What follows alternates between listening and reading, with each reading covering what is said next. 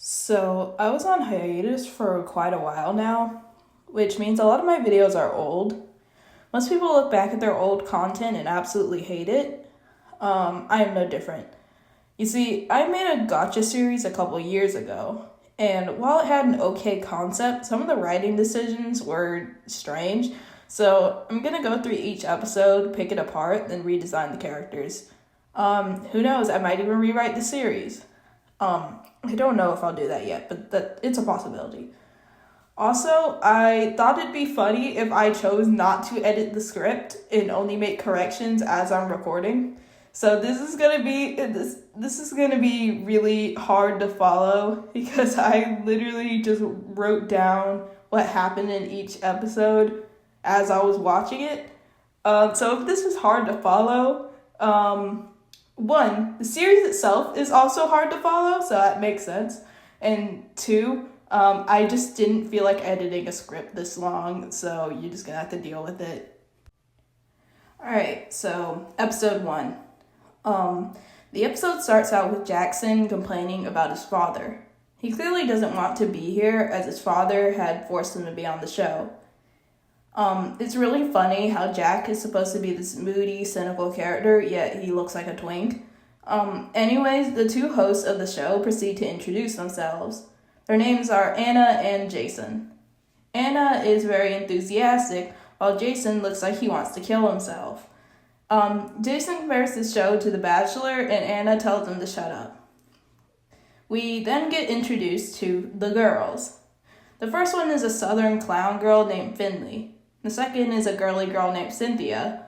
The third is a girl named Layla, who's still getting over her dead crush and is using the show as a distraction. If you think that's weirdly dark and out of nowhere, you're absolutely right. So Jack goes on a picnic with Finley and complains about ants.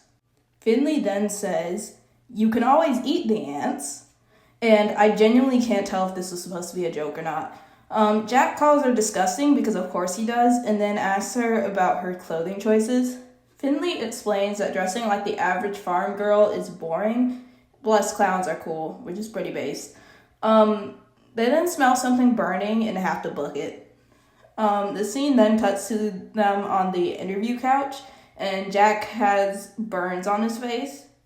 And as you're going to see, the further we go into the series, Jack is going to go through the most. The funniest part of this is the fact that Finley still considered the date to be fun. Jack then goes on a date with Layla, but they clearly have some beef with each other. Sorry, my throat's messed up. Layla brings up the fact that Jack and his little friend, who is actually a character named Alex, who is introduced later, used to bully her. Jack says that he already apologized through a note, but he didn't send the note directly to Layla for some reason. Instead, he gave it to her crush, who was supposed to read it to her. Small issue, the guy that was supposed to read the note died months ago. Jack sent the note to a dead guy. So Layla never received his apology because Jack was too stupid to just hand her the note. He does proceed to apologize to Layla, but she just tells him to leave her alone because she's not feeling good. A few hours after the date is over, Layla is still on the floor crying. Jason tells her to get off the floor, and when she says no, he points a gun at her. What the heck, man? Like, why does this happen? Jack then goes on a date with Cynthia. They talk about stars and death, and it's kind of cute. Cynthia says that Jack seems familiar, which I would explain later on. Wait, I wrote in the script that I would explain later on, but never actually explained it, so I'm just going to explain it here. Basically, Jack is trans, and Cynthia knew him pre-transition, but she doesn't know that they're the same person, because the person she met ages ago was a girl, and Jack is a guy, which makes sense, but I feel like this could have been explained in the episode in some way, and it just wasn't. Anyway, the camera lady, who is recording on her phone for some reason, complains about not wanting to record any more footage, despite being the camera lady. Anna says that the episode is over and teases the next one. There's a little scene after that, which is a conversation between Jason and Anna. She complains about him not killing anyone. Jason says that the kids ran away, but Anna doesn't accept that excuse because human teenagers can't run from a bomb or a bullet, which is a hilarious line.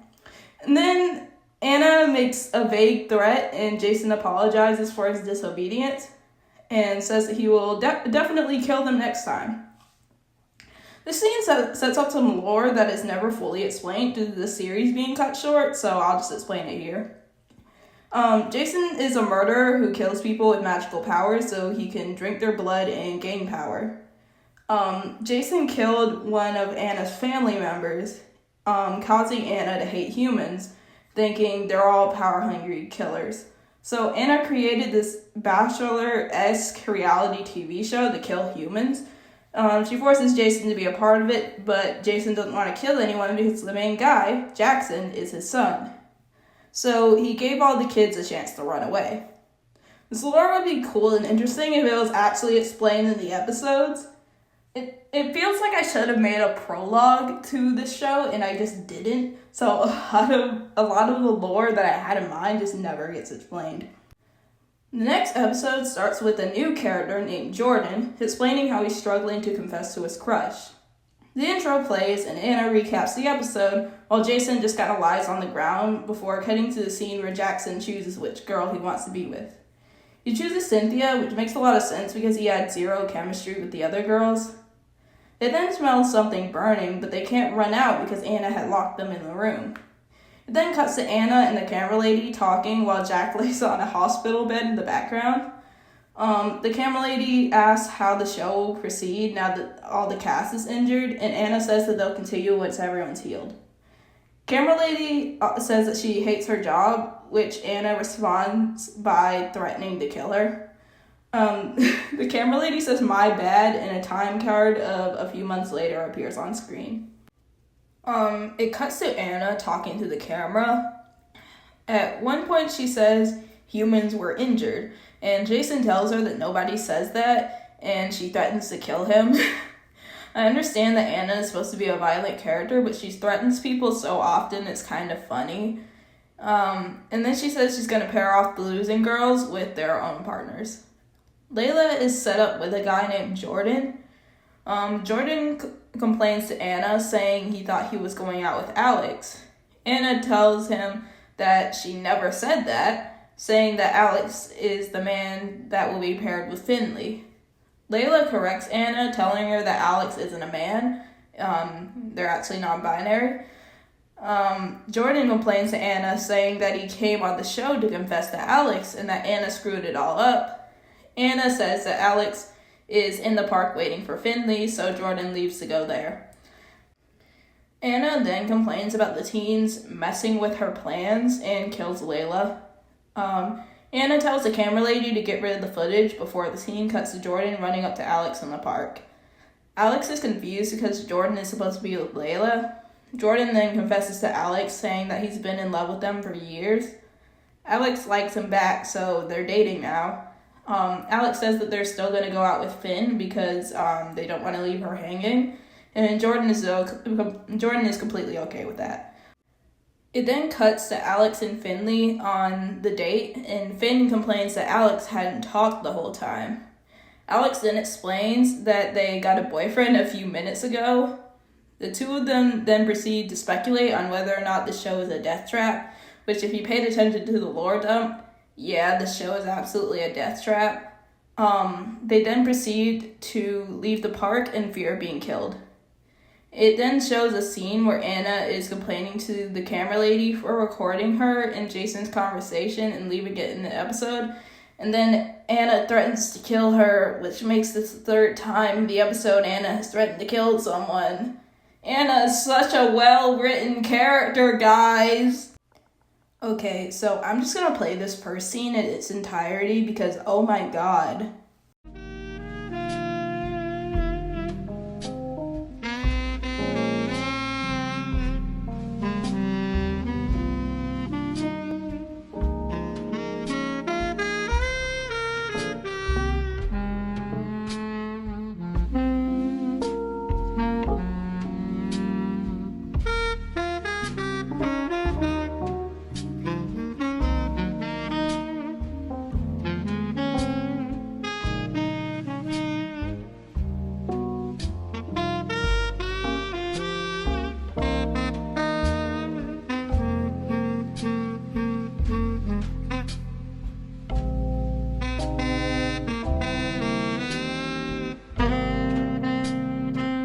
So this is the point where I should probably explain the deal with the camera lady, because this is another part of the lore that is never properly explained.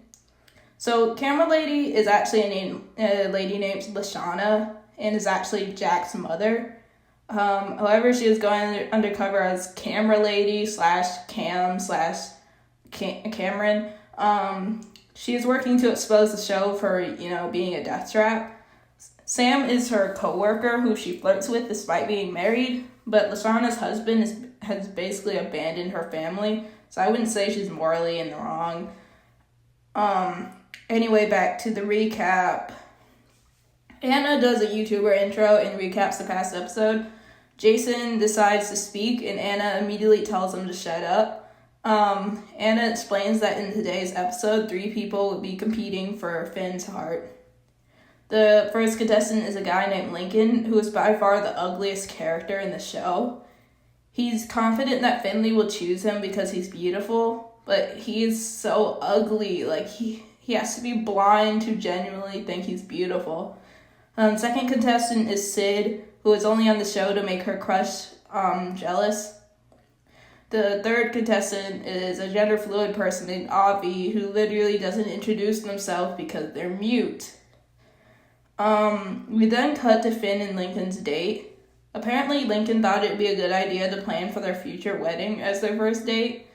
Finn ignores him at first and then proceeds to call him out for being a selfish douche who can't keep a girl. And she apparently found this out through his TikToks. Lincoln tries to deny this, but Finn decides to leave to go out with Sid. Sid and Finn go on a walk together. They do some flirting before Finn claims that this is the best date she's ever had. Which is really sad considering early in the episode, Sid had said that she's only here because she's interested in another dude. Sid says that the only crush she's ever had rejected her in 3rd grade, which is insane because she's a teenager now. She's a teenager who is still interested in someone she met in 3rd grade. Anyway, a shadowy figure appears behind Sid and tries to kill her, but Avi teleports both of them away. In the next scene, Avi communicates to Finn through telepathy, but apparently this gives Finn a headache, so Finn asks Avi if there's any other way they could communicate. Avi says no, and Finn is like, well, we might as well go on our date now. So she tells Sid to leave, and Avi and Finn go out to eat at the mall. Avi starts crying and apologizes for not being as good as Sid. Finn reassures them by saying her and Sid aren't in love yet. The scene cuts to Anna talking to the shadowy figure from earlier.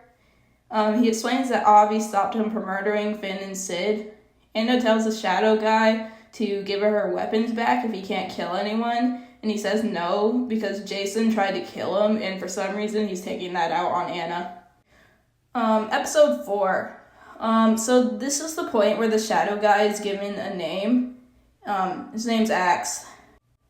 Cam tells her coworker Sam that they can't just let Jason kill Axe because if Jason gets Axe's blood, then bad things will happen. Cam suggests getting the police involved, but Sam is like, but all cops are bastards, which makes sense, but Cam is like, we're too pacifistic and the cops can better deal with this situation because they can kill people. Sam is like, but no, they'll make the situation worse. Cam asks what they should do instead, and Sam responds by kissing her and putting off the conversation until tomorrow. It cuts to Finn on the interview couch explaining that Jack has been trying to keep her away from Sid. Finn calls Jack a hater and proceeds to choose Sid anyway. The scene then cuts to Jason complaining about Anna's abuse, to which Anna says she'll beat him up if he doesn't stop complaining, because I guess Anna is capable of going one episode without threatening people. The scene then cuts to Sid and Finn going on a date in the park. Sid looks sad, so Finn asks what's wrong. Sid admits that there's a guy she can't stop thinking about. Finn asks who this guy is, and Sid says it's her first crush. You know, the one from 3rd grade. Oh my god. It is also at this point Sid admits that she only dated Finn to get with the crush. You know, the one she's had since 3rd grade. Sid says that she just wants closure, despite the fact that this guy already rejected her in 3rd grade.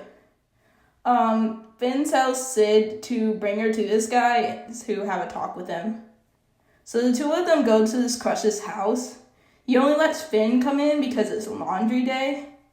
Once Finn walks in, it is revealed that the 3rd grade crush is Jackson. And since it's laundry day, he has boobs because his binder's being washed because he's trans. Yeah, one of the characters is trans, which is pretty awesome. Jack asks Finn what Sid wants from him.